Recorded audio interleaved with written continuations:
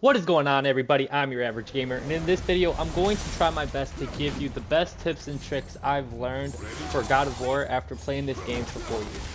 Now this video won't contain like the quote-unquote best armors or the best runic attacks and enchantments. I did already have a video posted about that, so if that's something that you're looking for, that's in another video. This video is more just about tips about the combat and just things in general about the game.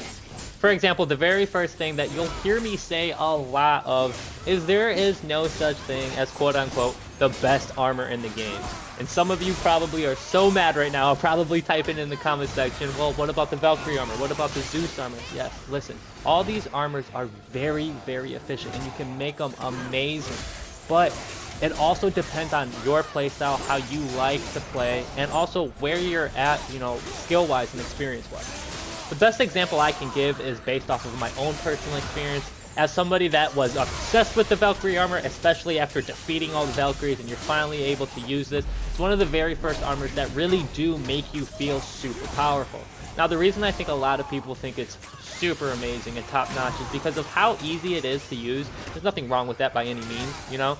It kind of just gives you the tools to defeat your enemies. But again, that doesn't mean it's quote-unquote the best, right? Because the way I like to play the game isn't the same as the way other people like to play the game, and that's entirely fine.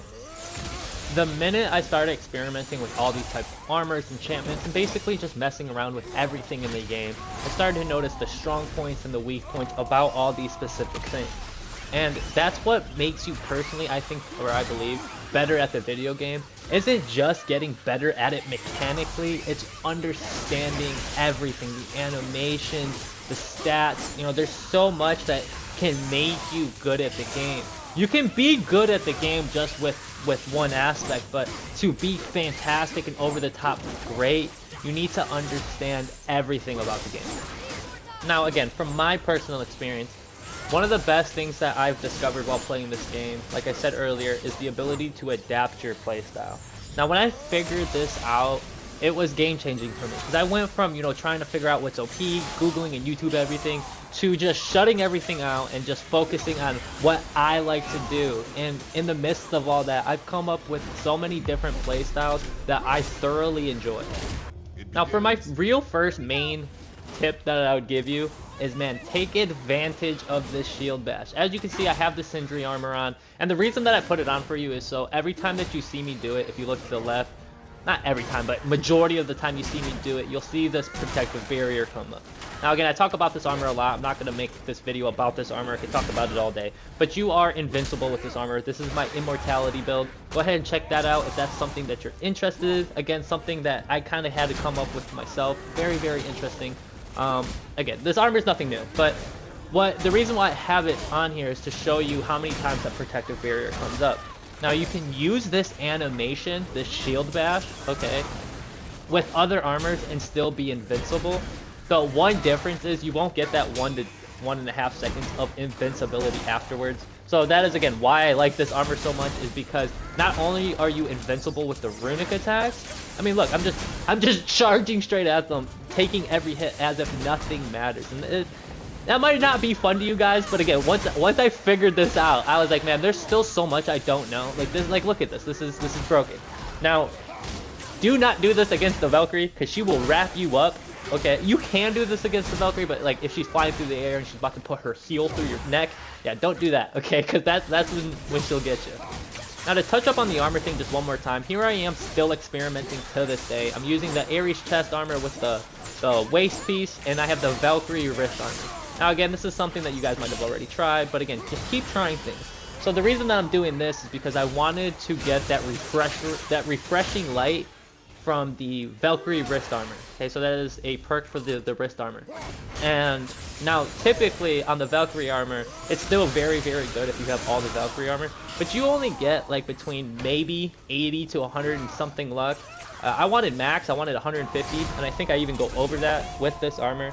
And that's exactly why I have the Ares armor and the Ares chest piece and the Ares waist guard.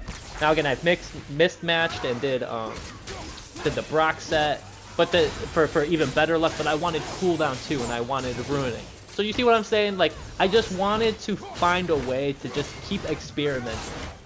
The very next tip I have for you is to not roll so much. I watch a lot of God of War videos. Even, you know, at first glance, you might watch somebody and be like, this person's not that good at the game. Now, that might be a little arrogant to think or whatever, but again, after spending so much time in the game, you kind of become numb to some things. So, but even so, it's like, I'll watch somebody and they're either rolling too much in my opinion or they're just playing a different way, but I still watch them because I want to see, you know, how they play. I'm actually really interested in it. And then more times than not, I sit there and go, wow, that was actually a pretty cool move, or there's a combination I didn't put together yet or haven't tried. So it's like, here I am judging a book by its cover, but still learning quite a bit off it. But back on the topic of too much rolling, the reason that I don't think it's a good idea to do is because the more you do it, the more you add to your muscle memory. So say you tried to take some, you know, time to get better at the game. Now you're fighting with yourself mentally, you know, trying to unlearn the things that are just built inside your head. So take the time to practice. And yes, sometimes it does suck, okay? Like, there's a lot of times where I'm practicing or trying to learn something, and I'm like, man, I've been doing this all day. Like, why can I not do it? Now, that might just be my personal experience. I'm not sure. There's some days I wake up and just get it. There's some days where I just, you know, get everything in a blink of an eye. Nothing's really challenging. But there are times where I'm sitting there like, dang, dude, like, here I am spending all day doing this, and I feel like I'm barely getting better. And then you are getting better, okay? But you just have to put that time aside. Now, the very last tip I have for you is to experiment. Have fun, not just with the armors or whatever, but with the moves. Try everything. And no, not just the runic attacks. Sit there and try to figure out moves that you like. And when you like it, practice it over and over until it becomes second nature. And you can always add to those moves, no matter the move. You know, as cool as it is to see somebody on YouTube do something and you kind of, you know, steal that move, it's way better of a feeling to be able to figure out something yourself. The #1 prime example I can give of this is based off of my own personal experience. Now, I used to try to spam punch, and when I used to do it, I would end up rolling out of some sort of awesome combination, and I would sit there like, dude, like, why do I keep messing this up? You know, here I am doing all these cool things and I'm messing it up. I had to take some time to realize what I was doing wrong. You know, either fix my timing or just change a few moves. And I ended up just changing a few moves, and in doing so, I came up with one of my favorite combinations in the game. Now, as simple as it is, being able to just do it whenever you want is awesome. So what you do is, you basically almost saw it right there. So barehanded, you throw 2 punches, one right, one left. And as soon as your left hand connects, you do that dash punch. So up on your left stick, X, and then R1. And, you know, to me, it's super smooth, it's super fast, and that's just something I like. So when I saw it in one of my videos, I was like, yo, I'm going to try to do that again. And I got on the next day and just kept practicing and practicing and practicing and doing a bunch of different variations, and I got better just because I was like, you know what, I like that move and I'm going to practice it.